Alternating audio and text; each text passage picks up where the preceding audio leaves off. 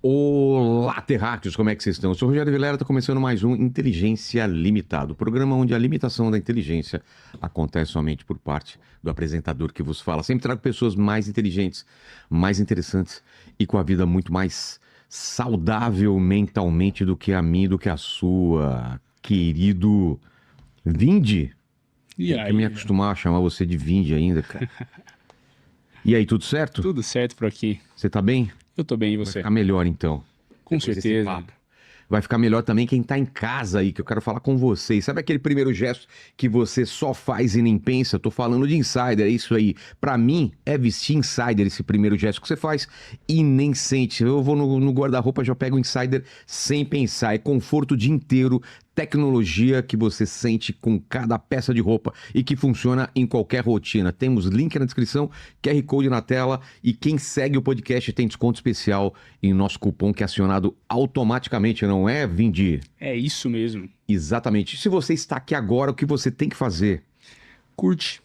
Tem que curtir. Que mais? Por favor, se inscreve no canal, Exata. comenta Exatamente. e manda o link para aquele seu amigo que tá com a bateria esgotada agora no final do ano, porque o papo de hoje vai ajudar muito. Exatamente. E hoje é um programa especial para membros, então o pessoal já mandou perguntas. Você pode mandar também aí no seu superchat, mas a gente vai dar preferência para os membros. Eu vou dar um oi para a nossa convidada. A câmera é aquela. Se apresenta e seja muito bem-vinda. Tudo bem? Bom dia, querido. Bom dia, boa tarde, boa noite, né? Depende de como o pessoal tá, de quando o pessoal está assistindo, né? E depende da noção de tempo de cada um, né? Podemos falar hoje um pouco sobre isso também, o quanto tempo é subjetivo. É um prazer estar aqui com vocês, um prazer estar aqui com você, Vilela, uma honra. Inteligência Limitada aí, de longe, um dos melhores podcasts do Brasil. Gostoso demais estar aqui com você. Espero que seja bom para você que está vendo, que seja transformador. Exatamente. E a gente pode falar desse ano que está começando também, né? Ano 2026, o pessoal começa a fazer planejamento. Para o ano é normal as pessoas ficarem assim no começo de ano, ansiosas e pensando no que deixou de fazer e o que vai fazer para esse ano. Cabe tanta reflexão aí, né? Porque, na verdade, essa história de que ano começa, não começa, né? Esse nosso calendário gregoriano, ele é uma invenção, né? O tempo, ele não é uma unidade linear, ele é uma unidade cíclica, né? Então, a gente inventou horários, dias, meses, anos, para que a gente pudesse se encontrar em algum lugar com hora marcada. Mas essa noção de tempo, ela não existe. Mas ela é interessante, porque, por exemplo, quando eu digo assim, hoje é segunda, essa sensação de que eu posso recomeçar, ela faz muito bem para o meu cérebro. Então, eu digo, segunda eu começo a fazer dieta. 2026 vou fazer novos planos. Então, a gente tem a sensação de que algo se encerra e que algo recomeça. E isso é bom, de certa forma, porque eu dou um reset e me dou a oportunidade de começar de novo. Então, a ideia aí de que o ano vai começar e de que nós vamos fazer muitos planos, ela acaba sendo boa, ela acaba concorrendo a nosso favor. Momento de muita ansiedade, eu acho que nós vivemos num momento existencial de muita ansiedade, né? E aí, no final do ano, eu acho que isso só agrava, só agudiza por tudo que nós vivemos contemporaneamente. Nós aceleramos muito tempo, né? Nós vivemos numa noção de tempo muito acelerada. E aí, daí, a ansiedade, ela responde exatamente a isso. A ansiedade é uma doença que ela nasce, não é por vírus nem por bactéria, né? Ela não vem de fora, ela vem de dentro. A ansiedade é uma doença criada por mim, para mim, pela minha própria mente. E aí é onde a gente acha solução, exatamente no lugar onde a gente adoeceu. Se é a sua mente que te adoece, é só a sua mente que pode te curar mesmo, a mesma perspectiva. Então a ansiedade vem aí dessa leitura de tempo acelerada que nós estamos vivendo.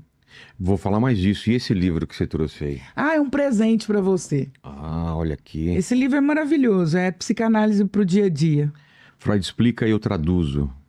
Quem que foi Freud? Explica para mim qual a importância dele na psicanálise. Freud foi o fundador da psicanálise. Todo mundo às vezes pensa que Freud era psicólogo ou psicanalista, não era, né? Não? Não, Freud era neurologista. Freud era um médico neurologista. E ele se interessava por outras coisas além da... Ele se interessava muito pela mente, mas a história de Freud é muito interessante porque eu falo que Freud ressignifica a dor dele e cria uma ciência. Freud tem uma questão importante que na infância ele era judeu e ele viu o pai dele passando por bullying na rua Sim. por ser judeu. E aquilo machucou muito ele e aquilo ficou guardado. E por anos ele sonhava com essa história, lembrando do pai dele recebendo pedradas na rua e ele pequeno passando por aquilo. Ali Freud começa a estudar a questão dos sonhos, a questão do inconsciente. Depois, como neurologista, ele vai para um hospital na França para estudar mulheres histéricas. E ele percebe que a histeria era uma questão mental. Então, mulheres com sintomas físicos, às vezes mutismo, às vezes cegueira, às vezes desmaio, às vezes convulsão. Numa sessão de hipnose, elas voltavam a lembranças e voltavam depois da hipnose curadas daquele sintoma histérico.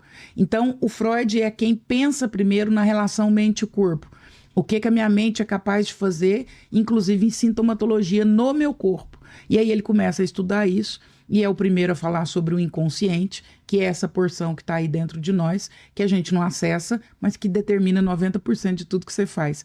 Imagine que existe dentro de você um software, esse software responde por 90% do seu computador, só que você não controla esse software. Esse é o nosso inconsciente. E o consciente? Qual a diferença do consciente? Ele que dividiu consciente, inconsciente... O Freud é o primeiro que acessa essa informação. Consciente é a parte visível, é a parte que a gente sabe. É o que você acha que você decide. Por exemplo, o carro que você escolheu, as relações que você escolheu e escolhe, a forma com que você educa seu filho. Tudo isso você acha que está fazendo isso conscientemente. Eu escolhi esse carro por tal... A comida que eu vou comer... Ela tem tudo isso tem uma razão inconsciente muito forte. Então, por exemplo, a forma com que você educa seu filho. Se a gente sentar 1h30, 2, eu te mostro que tem tudo a ver com a sua infância. Com aquilo que foi bom e com aquilo que foi ruim na sua infância. Com a forma com que seus pais te educaram, a forma com que você elaborou, o jeito que eles te educaram. Você replica no seu filho a sua percepção, o seu entendimento, a sua tradução da sua infância. Faz sentido. O carro que você escolheu tem muito a ver com tudo que você já viveu na sua história inteira. Os seus relacionamentos, por que eles iniciam e por que eles terminam. Todos têm razões inconscientes muito profundas, muito arraigadas.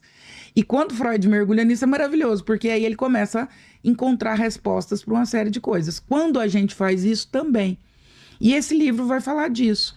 Eu trago a psicanálise para o dia a dia. Então eu vou falar aí desde a dona de casa...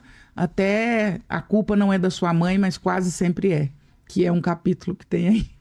Tá falando que psicanálise não é pra gente doida, né? Porque não tem mesmo. muita gente ainda que pensa isso.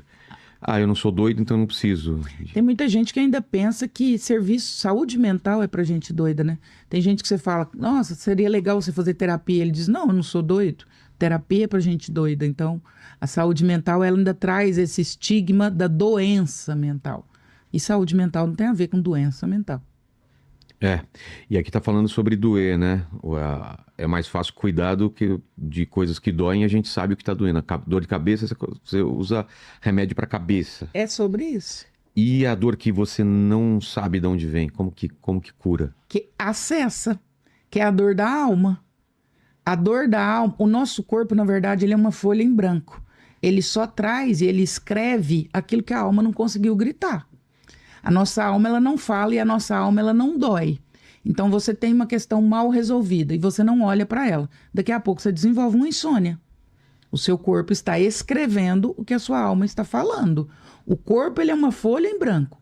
As doenças, isso já está provado, inclusive, pela OMS, que 85% delas partem de causas emocionais. Então, a minha alma está gritando várias questões. Eu não dou ouvidos. O meu corpo precisa me contar sobre o que a minha alma está dizendo. E aí eu adoeço. A doença, o sintoma, nada mais é do que uma manifestação psíquica daquilo que não é ouvido. Então a alma precisa ser ouvida. As questões da alma precisam ser ouvidas. O que é alma? Quando você fala alma, você tá se referindo ao quê? Ao que a gente é, em princípio? Tem o nosso corpo físico, espiritual, e a alma é o quê? A alma é tudo aquilo que você não acessa, por exemplo, de forma física. Aí nós vamos ampliar o conceito, né? Mas é a nossa personalidade? Pode ser a nossa personalidade, podem ser as nossas lembranças, pode ser a nossa mente, pode ser o nosso inconsciente. É tudo aquilo que está dentro de mim, é essa porção que está em mim e que não é física, e que não é mensurável. Vou pegar de novo o exemplo do seu filho. Você é pai, né? Sim. Vamos lá, vamos supor seu filho chega da escola e diz: eu estou triste com algo que eu ouvi lá. Alguém falou alguma coisa para mim. Se ele dissesse: pai, eu tô com a perna doendo, você ia levar no médico, ele ia fazer um raio-x, tá quebrado, não tá quebrado, sai de lá com anti-inflamatório ou com gesso. E se ele diz: eu estou triste, você vai fazer o quê? Fazer mais perguntas. Aí eu acesso a alma. Então a alma é esse lugar que não é físico, que é um lugar metafísico. E que eu preciso acessá-la para poder trazer a cura, o alívio. Então a alma parte dessa perspectiva, dessa somatória, dessas questões que nos mobilizam, mas que não são mensuráveis, não são visíveis. Mas o caso da tristeza, por exemplo.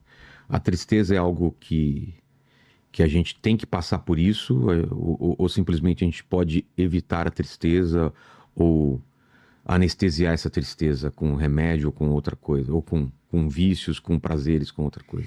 Se eu anestesio, eu tenho um problema, eu estou tamponando. E quem vai dizer isso é o Freud. Você imagina uma ferida infeccionada. Ao invés de limpá-la, você põe um esparadrapo ali e deixa. Por alguns dias resolve, mas depois apodrece e você perde o braço inteiro. Se eu anestesio a tristeza com droga, com medicação, com álcool, você usou a palavra perfeita, eu anestesio. Anestesiar uma perna quebrada não é curar uma perna quebrada, é anestesiar. E o pior da anestesia é que ela me dá a sensação de que curou, né? Se eu quebro essa mão e você dá uma anestesia, eu vou continuar tentando pegar coisa com essa mão. E eu só vou piorar a fratura. Então, a medicação que não é bem indicada, a droga, o álcool, anestesia a dor e piora a situação ainda. Porque eu ajo como se a dor não existisse. E a hora que eu parar para olhar para ela, ela vai estar muito maior. Tristeza é necessária? Ela faz parte da vida, né? Eu não consigo imaginar viver prescindindo de tristeza. Você consegue? Consigo. Não seria a mesma vida, mas eu consigo. Mas como é que desvia de tristeza? Não tem como. É impossível viver. Faz parte, como diz a Bia, né? Ana Beatriz Barbosa, faz parte do jogo. E por que hoje em dia as pessoas tentam desviar tanto da tristeza? Exatamente por ser uma perspectiva que a gente não quer entrar, né? Acho que é até da Marisa essa música que diz: é melhor ser alegre que ser triste. Óbvio, ninguém quer ser triste. A tristeza é um sentimento que nos causa muito estranhamento e nos causa muito sofrimento. Não é uma coisa que a gente quer viver. Então a gente evita a qualquer preço e a qualquer custo. Mas ela faz parte da existência. No filme Divertidamente a gente vê isso muito, de uma forma muito interessante. Como que todas as emoções são necessárias para que a gente possa evoluir e ir para um outro nível. Então não há como desviar da tristeza, não é uma possibilidade. Claro que não é um sentimento bom de se viver, mas não é uma possibilidade. Agora a gente tenta? Tenta. Mas a gente está falando de sintoma. O sintoma é que as gerações mais novas evitam a todo custo a tristeza. E qual é a causa disso? Por que elas querem? Porque a gente que é mais velho acostuma. A vida é assim, ela te dá porrada e você fica triste, você fica mal e passa, ou você resolve. Mas eu vejo hoje não só as pessoas evitando a tristeza, como toda uma tecnologia ajudando as pessoas a fugirem disso e se instalarem em outros lugares. A ter dose de dopamina. Exatamente. É engraçado, você falou assim, por que a geração mais nova foge da tristeza? Eu tenho uma teoria. Você falou assim, a gente que é mais velho, não, a gente sabe que a vida fugir. Mas por quê? Treinamento emocional. O seu pai não te estimulou a desviar da tristeza. Não. O seu pai, exatamente. Ele, inclusive, te propiciava momentos de tristeza. Os nossos pais não tinham o menor constrangimento em nos colocar tristes. Eu brinco que os pais de hoje morrem de medo dos filhos suicidar. Morrem de medo. Morre de medo de frustração, né? No final das contas, no consultório, eu apertava, no final eu chegava e falava assim, você tá com medo do seu filho tirar a própria vida, né? Ai, pois é, doutor, eu fico com medo de tirar o computador, de fazer isso, dele ficar muito deprimido. Eu brinco que os nossos pais mandavam a gente suicidar. Minha mãe falava direto, não tá satisfeita, não, morre. Então, os nossos pais nos criaram muito cascudos. Os nossos pais não tinham muita dificuldade em nos frustrar. Ai, pai, eu quero aquele caderno da Poli, sei lá do quê. Não tem dinheiro para isso, não. O que eu tenho é esse aqui, ó. Caderno reciclado das suas irmãs, arranca as páginas usadas e é esse aqui que você vai. E ali nós fomos entendendo que a vida não está a serviço dos nossos desejos. E nem das nossas frescuras, e nem dos nossos mimimis. E nós fomos nós fomos crescendo, entendendo que a vida é feita de alegria, de tristeza, de ter e de não ter, de poder e não poder.